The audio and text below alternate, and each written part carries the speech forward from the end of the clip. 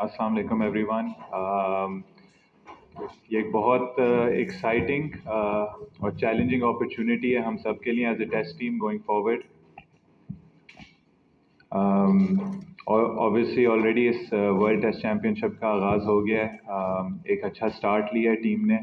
अब हमारा हमारा जो गोल है as a team, as a group going forward, वो ये है कि हम इस वर्ल्ड टेस्ट चैम्पियनशिप में किस तरीके से कम्पीट कर सकते हैं और आगे जाके एक फ़ाइनल खेल सकते हैं।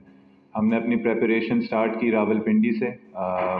एक एक्सटेंसिव ग्रुप हमने बुलाया जिसमें सिर्फ 18 प्लेयर्स के अलावा भी कई बॉलर्स मंगवाए गए जो फास्ट बॉलर्स थे, स्पिनर्स थे। मैनेजमेंट की तरफ से, कोचिंग सेटअप की तरफ से भी काफ़ी हमने उसमें अपने लोकल कोचेस को इनग्रेन किया, इंडक्ट किया। उसमें एक प्रैक्टिस सिनारियो मैच खेला 2 दिन का। तो हमारी तरफ से एक अच्छा मौका हमें मिला एज ए ग्रुप इकट्ठा होने का और प्रेपरेशन मिलने का। अब आगे हम जा रहे हैं ऑस्ट्रेलिया। उधर हमारे कैनबरा में प्रैक्टिस डेज हैं और एक बहुत अच्छी प्राइम मिनिस्टर 11 के ख़िलाफ़ एक प्रैक्टिस मैच भी है, फर्स्ट क्लास मैच भी है। तो कोशिश यही होगी कि जाएं उधर, ऑस्ट्रेलियन कंडीशन से हम यूज़ टू हों और वंस अगेन कि हमारे पास एक बहुत बड़ी अपॉर्चुनिटी है कि वहाँ से हम एक पॉजिटिव रिज़ल्ट लेकर आएँ। उनको अच्छा पैगाम दे सकते हैं। देखें, अगर आप उसको लास्ट 9 टेस्ट को आप इकट्ठा करके देख रहे हैं तो ऑब्वियसली वो चीज़ जिस तरीके से आपने प्रेजेंट की है उस तरीके से नज़र आएगी। जब मैंने 3 सेंचुरीज की थी, उसका नेक्स्ट टूर जो था वो न्यूजीलैंड में था। उसके बाद मैं टीम से ड्रॉप हो गया था। 2021 में जब साउथ अफ्रीका की सीरीज़ थी, न्यूजीलैंड से वापस आके तो मैं उसमें ड्रॉप हुआ और काफ़ी टाइम लगा, आई थिंक 1.5 साल लगा कि जब टीम में मेरी वापसी हुई थ्रू द ऑस्ट्रेलियन सीरीज़। अगर आप उस सब का प्रोसेस देखें, उस ऑस्ट्रेलियन सीरीज़ से पहले मैंने फ़र्स्ट क्लास क्रिकेट खेली, जो भी डोमेस्टिक क्रिकेट खेली उसमें रन्स किए और फिर टीम में वापस आया। ऑस्ट्रेलियन सीरीज़ जो होम सीरीज़ हुई और श्रीलंका की जो अवे सीरीज़ थी, उसमें मैं 5 मैचेस थे, 5 मैचेस में बेंच पर बैठा रहा। काउंटी सीज़न खेलने गया, उधर मैंने रन्स किए। तो अगर आप उन 9 टेस्ट को इकट्ठा कर रहे हैं तो आई डोंट थिंक कि वो उतना वैलिड है, क्योंकि मैं उसके बाद ड्रॉप हो गया था। मैं फिर रन्स करके वापस टीम में आया था। इंग्लैंड सीरीज़ मैंने खेली, होम सीरीज़, और न्यूजीलैंड की होम सीरीज़ खेली। मुझे ये पर्सनली चीज़ समझ आई थी कि मेरा गेम एक तरफ जा रहा है। जिस तरीके से मैंने क्रिकेट डोमेस्टिक में खेली थी, जिस तरीके से काउंटी में खेली थी, कोशिश ये थी कि इंटरनेशनल क्रिकेट भी उसी तरीके से खेलूं। स्टार्ट्स मिले, उन स्टार्ट्स को कन्वर्ट नहीं किया। लेकिन आई थिंक जब हम श्रीलंका गए लास्ट सीरीज़ में तो उसमें भी जी बड़े स्कोर्स नहीं किए, लेकिन एक एक कंट्रीब्यूशन दी टीम की तरफ से, जो अब मैं समझता हूँ कि एक राइट वे है कि अगर इन्हीं कंट्रीब्यूशंस को थोड़ा सा हम बड़े स्कोर्स की तरफ लेकर जाएं तो ये एक इम्पैक्टफुल परफॉर्मेंस हो सकती है, टीम के कंट्रीब्यूशन में आ सकती है। और जहाँ तक फॉर्म की बात हुई है, फॉर्म आप रीसेंट देखते हैं, रीसेंट में मैंने सिर्फ डोमेस्टिक क्रिकेट खेली है, इंटरनेशनल क्रिकेट नहीं खेली। तो आई एम क्वाइट सेटिस्फाइड कि जिस तरीके से मेरा सीज़न गया है। मैंने इंग्लैंड में भी सितंबर में 4 फर्स्ट क्लास मैचेस खेले, पाकिस्तान में आके फ़र्स्ट क्लास क्रिकेट खेली, पाकिस्तान में भी हमने वनडे कप खेला। तो रीसेंट फॉर्म वो चीज़ होती है जो आप अपने साथ लेकर चलते हैं, और उससे मुझे लगता है कि अभी काफ़ी एक अच्छी स्पेस में हूँ और होपफुली बड़े स्कोर्स कंट्रीब्यूट करूँगा इस टूर पे। ईशान, ऑस्ट्रेलिया का टूर कभी भी बेहतर ही रहा, जो भी कप्तान हुआ। अब आपको मौका मिला, पहली मतलब आप कप्तानी करें, आप समझते हैं आपको एक मुश्किल इम्तिहान में डाला गया है और बाद में फिर आपको अगर रिजल्ट आपके हक में नहीं होता तो आपको कुर्बानी का बकरा बनाया जाएगा। नहीं, देखें, सबसे पहले इसको हम देख रहे हैं एज एन अपॉर्चुनिटी। जब कोई चीज़ कभी हिस्ट्री में की नहीं जाती, तो आपकी कोशिश यही होती है कि आपको एक अपॉर्चुनिटी मिलती है कि आप वो चीज़ जाकर चेंज करें। तो कोशिश यही होगी कि हम एक अच्छा पॉजिटिव रिज़ल्ट पाकिस्तान के लिए और इस वर्ल्ड टेस्ट चैम्पियनशिप के लिए लाएं। जहाँ तक आपने कुर्बानी के बकरे की बात की, देखें, ये चीज़ें जो भी हो, कैप्टनसी हो, एज अ प्लेयर हो, at the end of the day ये टेम्प्रेरी चीज़ें। जब तक आप उस सीट में हैं, जब तक आप उस जगह पे हैं, आपको उस अपॉर्चुनिटी को रेलिश करना चाहिए, एंजॉय करना चाहिए और कोशिश यही करनी चाहिए कि आप रिस्पॉन्सिबिलिटी लें और अपनी जो बेस्ट एबिलिटी है उससे टीम के लिए और अपने लिए रिजल्ट लाएं। फर्स्टली वो आकिब भाई का अपना ओपिनियन है, उसको ऑब्वियसली सुनेंगे, कंस्ट्रक्टिवली सुनेंगे, उसे रिस्पेक्ट देंगे। उस पर ऐड मैं कुछ नहीं कर सकता, क्योंकि जो हमारा टारगेट है, हमारा गोल है, वो कम्प्लीटली डिफरेंट है। हम लोग इसे एक अपॉर्चुनिटी देख रहे हैं, एक चैलेंज देख रहे हैं कि किस तरीके से ये हमें वर्ल्ड टेस्ट चैम्पियनशिप में हेल्प कर सकता है। सेकेंडली, जहाँ तक आपने कैप्टन्स की बात की, आई थिंक जहाँ भी मैंने कैप्टनसी की है मैं बहुत फॉर्चुनेट रहा हूँ कि उधर उसी टीम में मेरे साथ काफ़ी और कप्तान रह चुके हैं। जैसे जब मुल्तान सुल्तान्स के लिए मैंने PSL 5 में कैप्टनसी की थी, उसमें मोइन अली थे, जेम्स विंस थे, शाहिद आफरीदी थे, सोहेल तनवीर थे, काफ़ी और कैप्टन थे। तो मेरे लिए ये बात मैं इसको बड़े पॉजिटिवली लेता हूँ कि आपके पास हर कप्तान से आइडिया आता है। अच्छे अच्छे लोग हैं, जो शाहीन हो गया, बाबर हो गया, रिजवान हो गया, सैफ़ी भाई हो गया, इन सब ने प्रेशर सिचुएशंस में पाकिस्तान के लिए परफॉर्मेंसेस भी दी हुई हैं, कैप्टनसी भी की हुई है।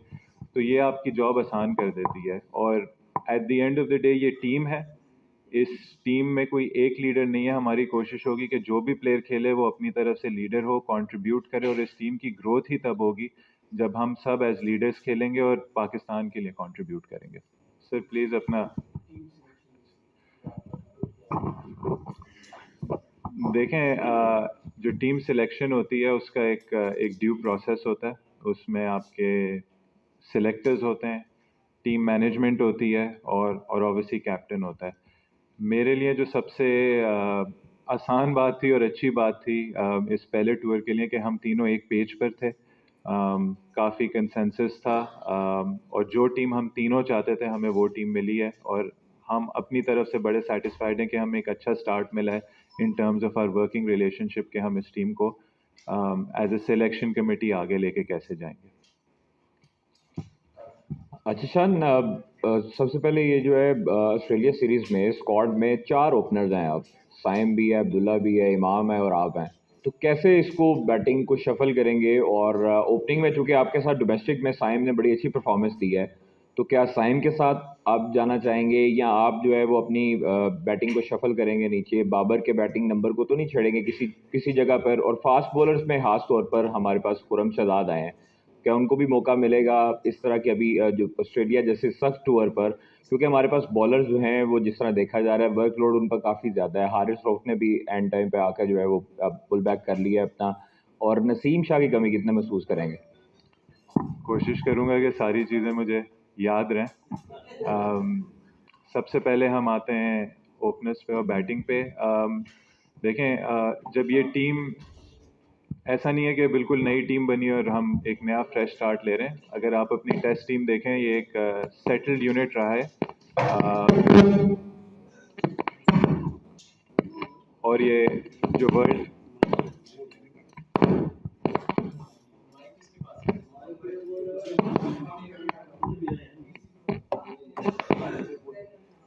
जो वर्ल्ड टेस्ट चैम्पियनशिप है, ये ऑलरेडी स्टार्ट हो गई है। तो अगर आप हमारा ओपनिंग कॉम्बिनेशन देखें इमाम और अब्दुल्ला का, वो 1 साल से और 1 साल से ज़्यादा से पाकिस्तान को रिप्रेजेंट कर रहे हैं और उन्होंने काफ़ी परफॉर्मेंसेस दी हैं पाकिस्तान के लिए।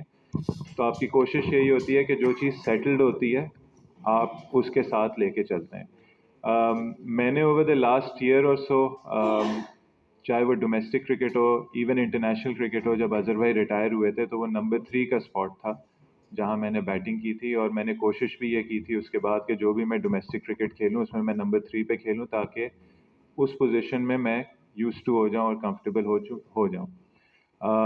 तो I think as a top 3 ये हमारी एक हमारा एक आइडिया है, हमारा एक प्लान है। जहाँ तक आपने साइम की बात की, आई थिंक हम सबको पता है कि बहुत ही एक एक्साइटिंग प्रोस्पेक्ट है पाकिस्तान के लिए, और एक साइम अयूब एक मैसेज दे रहा है पूरी डोमेस्टिक क्रिकेट को कि खेलने का जो आइडियल तरीका है वो साइम अयूब पोजेस करता है। तो हम चाहेंगे कि जो भी डोमेस्टिक क्रिकेट में बैट्समैन हैं जो बैटिंग कर रहे हैं, उनकी उनकी जो वे ऑफ बैटिंग होनी चाहिए, जो बैटिंग का अप्रोच होना चाहिए, वो इस टाइप का होना चाहिए।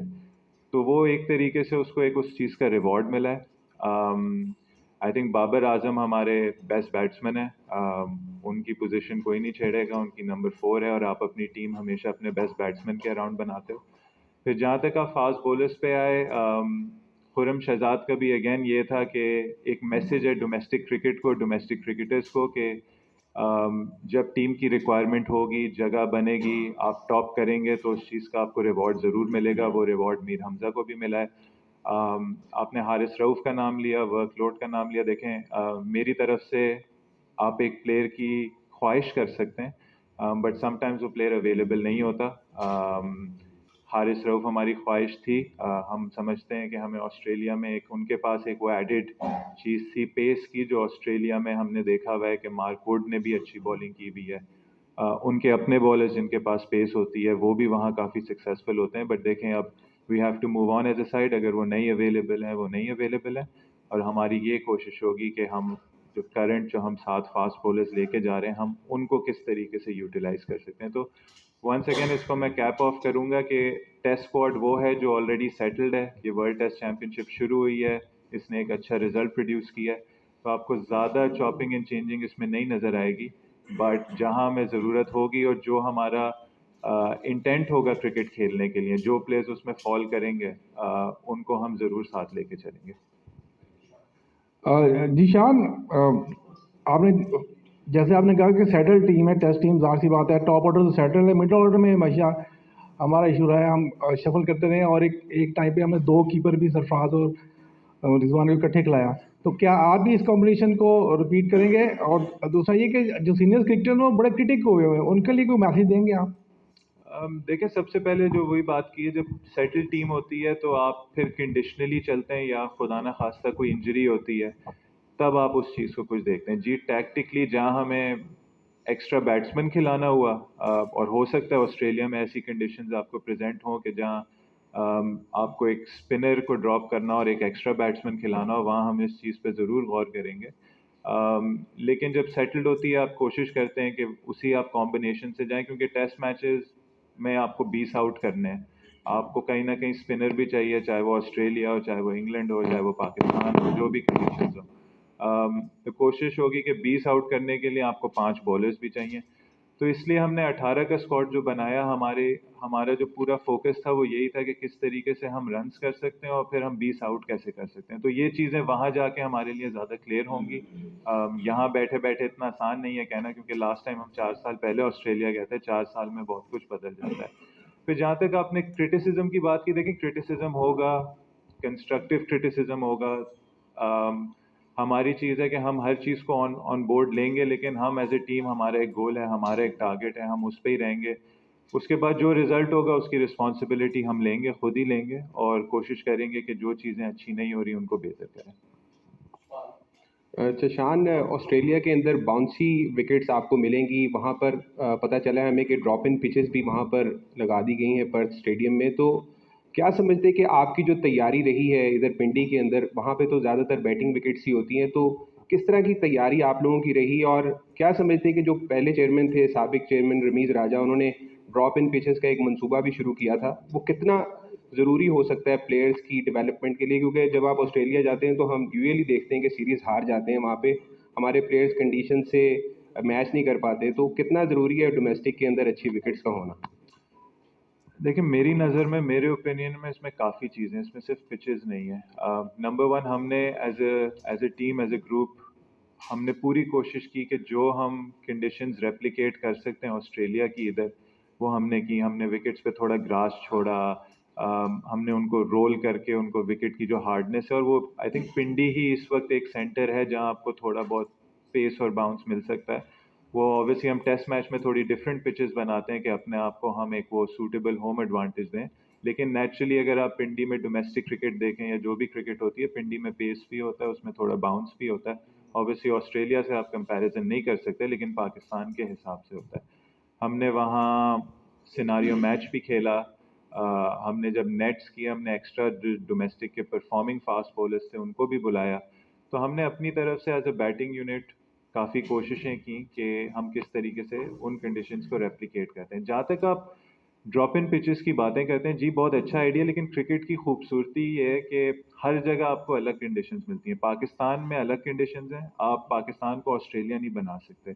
इंग्लैंड में अलग कंडीशंस हैं, साउथ अफ्रीका में अलग हैं, श्रीलंका में अलग हैं। तो आपको अपने कंडीशंस में रह के वो करना चाहिए। जहाँ तक आपने एक्सपोजर और एक्सपीरियंस की बात की, इसमें आपके अंडर 19 टूर्स आते हैं, इसमें आपके ए टूर्स आते हैं, और बहुत सारी टीम्स रेगुलरली टूर करती हैं, ऑस्ट्रेलिया भी, साउथ अफ्रीका भी, अपनी ए टीम्स के साथ, अपनी जूनियर टीम्स के साथ। तो आई थिंक ये एक स्टेप है। पिचेस आई डोंट थिंक आप रेप्लिकेट कर पाएंगे, बट ये एक स्टेप है जो आपको लेना पड़ेगा, जिसमें आपके जो ए टूर्स हैं, शाहीन के जो टूर्स हैं, अंडर 19 टूर्स हैं, वो ऑस्ट्रेलिया जाएं, उन कंडीशंस में खेलें। हम कोशिश करें कि हमारे प्लेयर्स वहाँ जाके डोमेस्टिक क्रिकेट खेलें और उन कंडीशन से यूज टू हों, ताकि जब वहाँ के टूर्स आएँ तो हम भी परफॉर्म उधर उसी तरीके से कर सकें। शान, इधर एज ए नायब कप्तान प्लेइंग 11 का हिस्सा न बनने पर कितने मायूस हुए थे आप?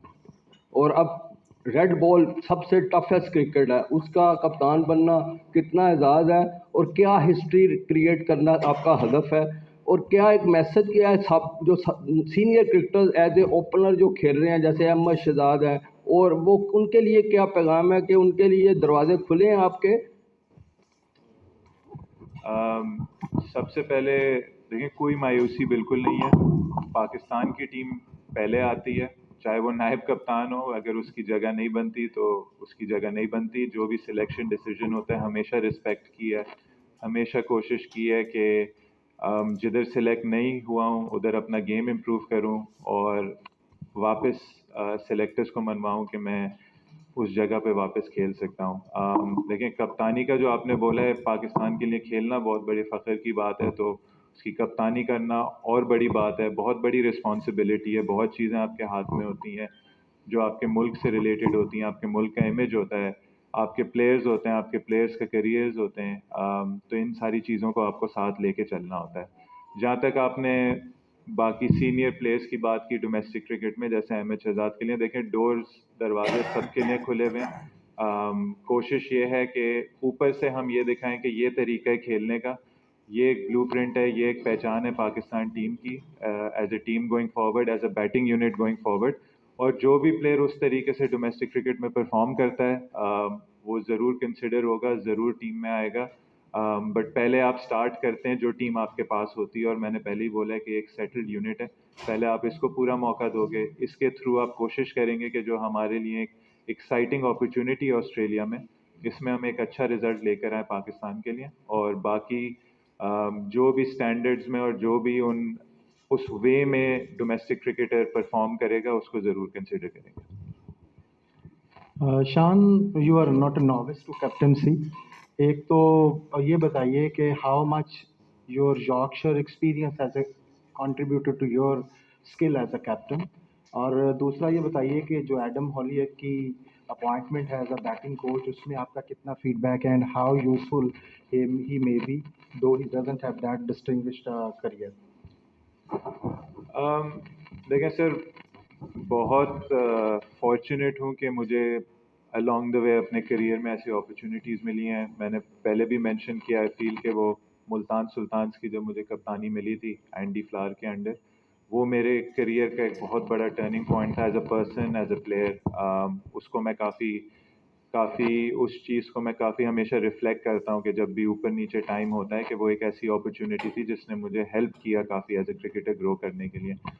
और अलोंग द वे फिर डार्बिशर में कैप्टनसी की, लास्ट ईयर यॉर्कशायर का एक प्रोजेक्ट लिया जो एक तरीके से काफ़ी चैलेंजिंग प्रोजेक्ट था, क्योंकि उधर काफ़ी इश्यूज चल रहे थे काउंटी के साथ, तो उसको साथ लेके चलना, वहाँ कप्तानी करना, ऑफ द फील्ड और ऑन द फील्ड जो इश्यूज थे उनके साथ डील करना, वो एक ऐसी चीज़ थी जिसने मुझे काफ़ी एक्सपीरियंस दी, और होपफुली वो एक्सपीरियंस मैं यूज़ भी कर सकता हूँ इधर पाकिस्तान की कैप्टनसी में।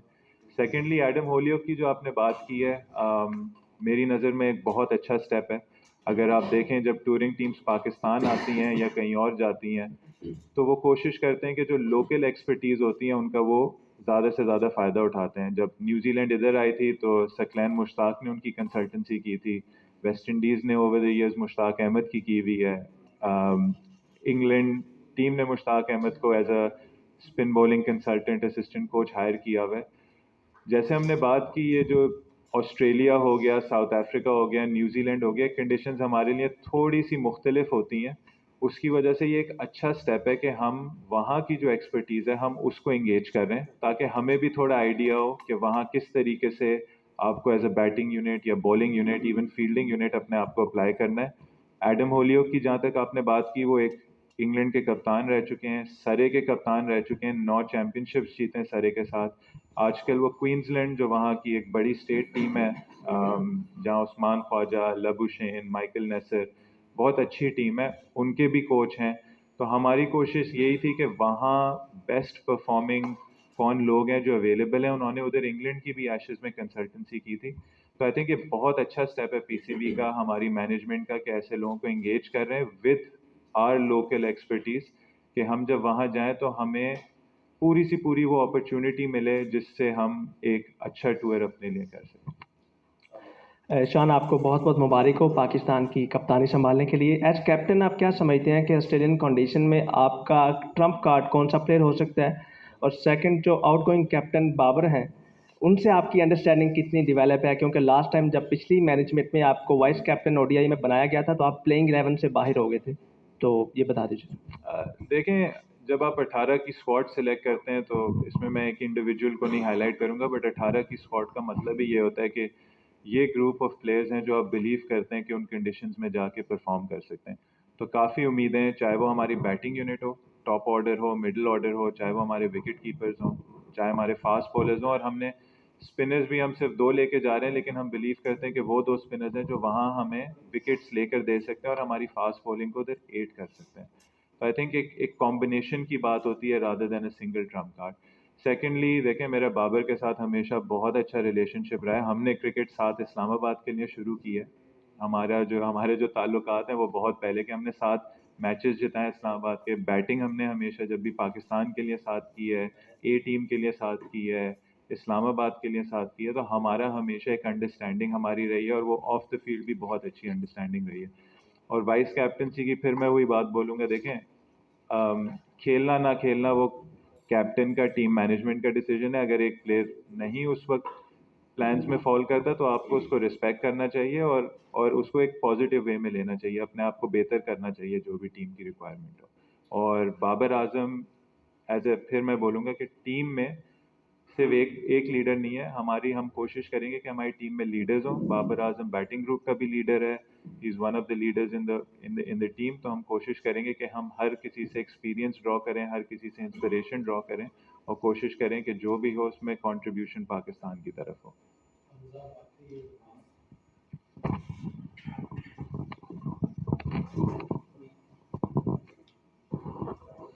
शान भी हमने पिंडी में देखा, आप सरफराज अहमद के साथ काफ़ी कंफर्टेबल नज़र आए। तो सरफराज जैसे सीनियर बैट्समैन भी आपके साथ है, कप्तान भी है, वो कितना एक हेल्पफुल रहेगा आपके लिए? हम देखें, सैफी भाई हमारे पाकिस्तान के कप्तान रह चुके हैं, काफ़ी सक्सेसफुल कप्तान रह चुके हैं। आप उनको हमेशा one of the best wicket keeper batsman में भी आप शामिल कर सकते हैं पाकिस्तान की क्रिकेट में। और काफ़ी अरसे से उनके साथ मैंने क्रिकेट खेली है, एक ही क्लब से कराची में खेलते हैं। उनका होना ही हमारे लिए एक बहुत बड़ी बात है। ऑस्ट्रेलिया का प्रीवियस टूर भी उन्होंने 2016 में किया था, वहाँ अच्छी परफॉर्मेंसेस दी थी। और मेरी नज़र में सैफी भाई वो प्लेयर हैं जिन्होंने एक तरीके से हमारी टेस्ट क्रिकेट की बैटिंग चेंज की थी। उसको आप पायनियर भी कह सकते हैं कि वो जो एक थोड़ा सा तेज़ खेलने का अंदाज़ था, पॉजिटिव खेलने का अंदाज़ था, वो सैफी भाई के टीम में वापस आने में जब वो 2013 में आए थे तो उनसे काफ़ी इंस्पिरेशन ड्रॉ की है, पर्सनली भी एज अ बैट्समैन और एज अ टीम मैन भी। तो वही चीज़ है, चाहे वो सैफी भाई हों, चाहे वो रिजवान हो, चाहे वो बाबर हो, आई थिंक हमारी टीम में ऐसी एक्सपीरियंस है, ऐसी एक्सपर्टीज़ है जिनसे हम इंस्पिरेशन ड्रॉ कर सकते हैं और उनका एक्सपीरियंस उन कंडीशंस में यूज़ कर सकते हैं। ईशान, अभी रिसेंटली एशिया कप और वर्ल्ड कप जिस तरीके से पाकिस्तान टीम खेली और दोनों के पाकिस्तान फाइनल में भी नहीं जा सकी, इवन सेमीफाइनल भी नहीं खेल सकी है, तो जो फैंस की नाराज़गी है वो बहुत ज़्यादा है। और इसी को देखते हुए ज़का अशरफ साहब ने इतनी बड़ी तब्दीलियां भी की, आपको कप्तान बनाया, शाहीन को बनाया, कोचिंग स्टाफ को घर भेजा, नया कोचिंग स्टाफ है। अच्छी क्रिकेट तो ऑस्ट्रेलिया में खेलना आपका पहली प्रायोरिटी होगी। वो जो टीम की साख और जो फ़ैन की नाराज़गी है वो भी आपके माइंड में है कि इस टीम को दोबारा से अपलिफ्ट करना है, क्योंकि एक बहुत बड़ा गैप आ गया है इन 2 इवेंट से जो रिसेंटली पाकिस्तान खेला है। काफ़ी अच्छा सवाल है। वही जो हम बात करते हैं, मुल्क पहले आता है, मुल्क के लोग पहले आते हैं। लेकिन आपको एक चीज़ बड़े गौर से देखनी होती है। I think day to day results पे अगर आप रिलाई करते हैं तो कहीं ना कहीं एक स्टॉप आता है, आप हिट करते हैं और आपके लिए प्रॉब्लम्स क्रिएट होती हैं। जब मैं बात करता हूँ अच्छी क्रिकेट खेलने की, हम ऐसी क्रिकेट खेलना चाहते हैं जो हमारे फैंस एंजॉय करें। और हमने बहुत बार ऐसा देखा है कि हमारे फैंस ऐसे हैं जो जो एफर्ट मांगते हैं, जो पाकिस्तान की प्राइड के लिए, पाकिस्तान का जो पैशन है उसके लिए वो एफर्ट मांगते हैं। तो जहाँ हम अच्छी क्रिकेट खेलेंगे, जहाँ हम वो दिखाएंगे कि हम कितना अपने मुल्क के लिए लड़के खेल रहे हैं, कितनी अच्छी क्रिकेट खेल रहे हैं, वो हमारे fans I think day to day result से ज़्यादा अप्रिशिएट करेंगे। तो हमारी यही कोशिश होगी कि हम एक ऐसी ब्रांड बनाएं, एक ऐसी आइडेंटिटी अपनी क्रिकेट की बनाएं, एक ऐसी पहचान बनाएं जो हमारे फैंस इंजॉय करें और पाकिस्तान क्रिकेट उस आइडेंटिटी से और हमारे फैंस उस आइडेंटिटी से वाबस्ता रहें। तो रिजल्ट्स हमेशा उसका बाय प्रोडक्ट होगा। तो पहली कोशिश ये होगी कि हम क्रिकेट किस तरीके से खेलना चाह रहे हैं और हम कितना कंसिस्टेंटली उस टाइप की क्रिकेट खेल सकते हैं। शान, ये माजी में हमारी टीमें जो है वो श्रीलंका में बड़ी जदोजहद करती रही हैं, ख़ासतौर पे बैटिंग लाइन जो है वो बड़ी सफ़र करती रही है। इस बार क्या मुख्तलिफ किया है हमने कि हम तवक्को कर सकें कि ये बैटर्स जो हैं तो बेहतर परफॉर्म कर सकते हैं? 2019 में जब हम ऑस्ट्रेलिया गए थे, उसमें उस टूर में भी मैं था। उसमें एक चीज़ हमने ज़रूर नोट की थी, और उससे पहले भी अगर आप 2016 वाला भी टूर देख लें जिसमें हम गैबा टेस्ट काफ़ी क्लोज थे, हम ऑलमोस्ट जीत गए थे गैबा टेस्ट जिसमें असद शफीक ने 100 किया था। अगला जो मेलबर्न में टेस्ट हुआ था उसमें अजहर अली ने 200 किया था, उसमें भी हमने 450 प्लस रन किए थे। सिडनी में भी जब टेस्ट मैच हुआ था जिसमें यूनिस भाई ने 175 रन किए थे, तो और फिर जब हम लास्ट टाइम गए 2019 में, तो आई थिंक 4 में से 3 इनिंग्स में हमने 300 प्लस रन किए हैं। अब बात यह है कि वो जो 300 प्लस रन है हम उसको 400 450 किस तरीके से कर सकते हैं और पहली इनिंग्स में किस तरीके से कर सकते हैं। और सेकंड ऑफ ऑल जो टेस्ट मैच, आपको अगर कभी भी टेस्ट मैच जीतना है आपको 20 विकेटें लेनी है। हम वो 20 विकेटें कैसे लेंगे? I don't think last tour में हम करीब भी थे 20 विकेट्स लेने में। तो वो 2 टारगेट्स जब आपस में मिलेंगे कि हम वो पहली इनिंग में किस तरीके से एक बड़ा स्कोर लगा सकते हैं। 300 तक तो हम पहुंच गए थे, 350 तक हम पहुंच गए थे, उसको हम 450 कैसे कर सकते हैं, 500 कैसे कर सकते हैं, और सेकेंडली कि हम वो 20 आउट कैसे कर सकते हैं। तो ये एक स्ट्रेटिजिकल एक टैक्टिकल प्लान है। इस पे हम कोशिश कर रहे हैं, काम करें। ऑब्वियसली जब वहाँ जाएंगे तो ज़्यादा अच्छा आइडिया होगा कंडीशंस का। डिफरेंट ग्राउंड्स में भी खेल रहे हैं, लास्ट टाइम ब्रिस्बेन और एडिलेड में खेले थे, इस बार एमसीजी, सिडनी और पर्थ में खेल रहे हैं। तो कुछ चीज़ें ऐसी हैं जो आप वहाँ जाके टैक्टिकली डिसाइड करेंगे। निशान, जैसे आपने अभी कहा कि पाकिस्तान की टीम जो है ना इस वक्त टेस्ट की वेल सेटल्ड टीम है, तो देखा जाए तो बॉलिंग में यहाँ वेल सेटल्ड टीम नहीं है, काफ़ी नए चेहरे अंदर आए हैं। लेकिन फिर भी अगर देखें तो वनडे की टीम को जब वर्ल्ड कप से पहले हम कह रहे थे, एशिया कप से पहले तो हम वेल सेटल्ड टीम कह रहे थे, तो हम चेंजेस नहीं करेंगे। तो अब जाए कि ये इतना प्रेशर वाला टूर है, तो ये जो वेल सेटल्ड टीम आप कह रहे हैं, इसका भी कहीं वनडे में ना एक्सपोज ना हो जाइए, क्योंकि ये भी बहुत बड़ा प्रेशर वाला टूर है ऑस्ट्रेलिया का। सर देखें, बाय वेल सेटल्ड टीम आपका जो मकसद होता है वो ये कहना होता है कि प्लेयर्स हैं वो उधर खेल रहे हैं, काफ़ी अरसे से खेल रहे हैं और उसमें उनकी परफॉर्मेंसेस रही हैं। जैसे मैंने ओपनिंग पार्टनरशिप की बात की या मिडिल ऑर्डर की बात की। जहाँ तक आपने बॉलिंग की बात की और उसमें आपने कहा कि उतनी आपको वेल सेटल नहीं लग रही, आपका पॉइंट बिल्कुल वैलिड है। नसीम शाह का हमें बहुत बड़ा लॉस है। आई थिंक श्रीलंका में जो टेस्ट सीरीज़ हम जीते हैं उसमें नसीम शाह और शाहीन शाह की कंट्रीब्यूशन बहुत ज़्यादा थी। वहाँ आप एक्सपेक्ट करते हैं स्पिनर्स आउट करें, स्पिनर्स ने आउट ज़रूर किए हैं, लेकिन उसका जो एक प्रेशर है, जो एक एडेड जो वो हमें बोनस मिला था, वो ये मिला था कि हमारे फास्ट बॉलर्स हमें ऊपर से भी आउट करके दे रहे थे और हमें वो बीच में भी आके रिवर्स स्विंग से भी आउट करके दे रहे थे। तो अब बॉलिंग यूनिट में एक इंजरी हुई है, हमने कोशिश की कि हारिस रऊफ़ आएँ, थोड़ा सा हमें नसीम शाह की जगह पेस दें। अनफॉर्चुनेटली वो इस वक्त अवेलेबल नहीं है। तो अब हमारा टारगेट ये है कि हम अपनी बॉलिंग यूनिट को किस तरीके से आगे लेके चलते हैं। इसलिए हमने, आपने अगर देखा होगा 18 के स्क्वाड में 7 फास्ट बॉलर्स इंडक्ट किए हैं। तो वो एक्सेप्ट किया है कि जी इस वक्त हमें फास्ट बॉलिंग में हमें एक कॉम्बिनेशन बनाने की ज़रूरत है और ये कॉम्बिनेशन तब बनेगी जब हम ऑस्ट्रेलिया जाएंगे, प्रैक्टिस मैच खेलेंगे, प्रैक्टिसेस करेंगे, तो हमें एक क्लियर कट आइडिया मिल जाएगा कि हमारा बेस्ट कॉम्बिनेशन क्या है। एक्सपोज सर मैं बिल्कुल इस वक्त बिलीव नहीं करता, क्योंकि हमारा फोकस जी ये टूर है, इस टूर में अच्छी परफॉर्मेंसेस देने का है। बट आपको हमेशा बड़ी पिक्चर भी देखनी होती है। आपको देखना होता है कि ये जो टीम है अभी इस वक्त ये है आप इसको आगे किस तरीके से अब ये टूर हमारा गुजरता है और किस तरीके से आप इसको बेहतर कर सकते हैं। और हमारी हमेशा यही कोशिश होगी कि हम ये देखें कि इस टीम के लिए वो प्लेयर्स जो इस टीम के, जो हमने बात की है कि जो हमारी आइडेंटिटी होगी, जो हम पहचान होगी, जिस तरीके से हम क्रिकेट खेलना चाहेंगे, कौन लोग इस चीज़ में फॉल करते हैं, कौन लोग नहीं करते। लेकिन आपको प्लेयर्स को भी एम्पल अपॉर्चुनिटी देनी होगी कि वो उनको पूरा चांस मिले, पूरा मौका मिले कि वो भी जब चीज़ें चेंज हो रही हैं, अगर स्टाइल ऑफ प्ले चेंज हो रहा है या कंडीशंस चेंज हो रही हैं, तो उनको भी पूरा मौका मिले कि वो उसमें खेल सकें, उसमें परफॉर्मेंस दे सकें और कोई ना कोई ऐसी चीज़ दिखाएं जिनके साथ हम उन प्लेयर्स को आगे लेके चल सकें। तो इस वक्त हमारी एज ए टेस्ट टीम कोशिश ये है कि किस तरीके से हम इस ऑस्ट्रेलिया टूर को एक सक्सेसफुल टूर बना सकते हैं in terms of the world test championship, क्योंकि प्रायोरिटी हमेशा वर्ल्ड टेस्ट चैम्पियनशिप रहेगी, लेकिन उसके साथ हम इस टीम को आगे कैसे लेके चल सकते हैं। अच्छा, मेरा सवाल ये आपसे है कि ऑस्ट्रेलिया के खिलाफ मैचों के दौरान सरफराज अहमद या मोहम्मद रिजवान बतौर विकेट कीपर किसको खिलाने पर तरजीह दी जाएगी? और आप समझते हैं कि ऑस्ट्रेलिया के खिलाफ हारिस रऊफ और जो दूसरा बॉलर है जॉन फिट हुआ है, उसके बगैर पाकिस्तान का बॉलिंग अटैक मजबूत है? हारिस रऊफ है और नसीम शाह।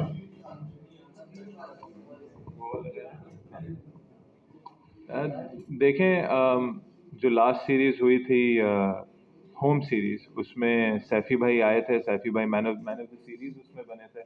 न्यूजीलैंड के ख़िलाफ़ जो सीरीज़ थी, काफ़ी अच्छी परफॉर्मेंसेस थी।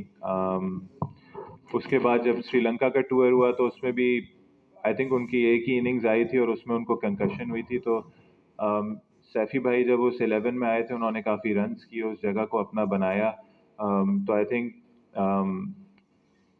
इस वक्त वो सेटल्ड विकेट कीपर हैं इस टीम में। लेकिन जैसे हमने पहले भी बात की कि रिजी की हमें एज अ बैट्समैन भी ज़रूरत पड़ सकती है। उनका ऑस्ट्रेलिया में ट्रैक रिकॉर्ड भी बहुत अच्छा है। लास्ट टाइम जब गए थे उन्होंने one of the highest scorers थे पाकिस्तान टेस्ट स्क्वाड के लिए उधर। तो लेकिन फिर मैं वो कहूँगा कि जब हम वहाँ जाएंगे, कंडीशंस को असेस करेंगे, तभी हमें एक क्लियर पिक्चर मिलेगी अपनी प्लेइंग 11 की। इस वक्त यहाँ बैठ के डिसीजन लेना इतना आसान नहीं है। हमारी फिर वही बात हुई है कि जब तक आप कंडीशंस को देखेंगे नहीं, असेस नहीं करेंगे, ये नहीं देखेंगे कौन प्लेयर किधर खड़ा हुआ है अपनी फॉर्म से, अपनी फिटनेस से, उस हिसाब से हम डिसीजन देंगे। तो काफ़ी कॉम्बिनेशंस हैं, काफ़ी पॉसिबिलिटीज़ हैं जो हमें वहीं जाके पता चलेंगी। तो जो भी बेस्ट पॉसिबल डिसीजन होगा पाकिस्तान के लिए, हम वही लेंगे।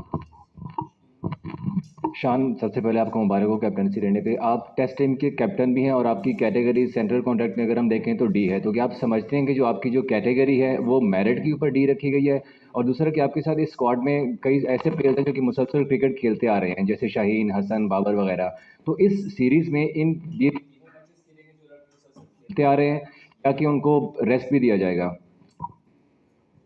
हम देखें, मेरे लिए हमेशा पाकिस्तान प्रायोरिटी रही है।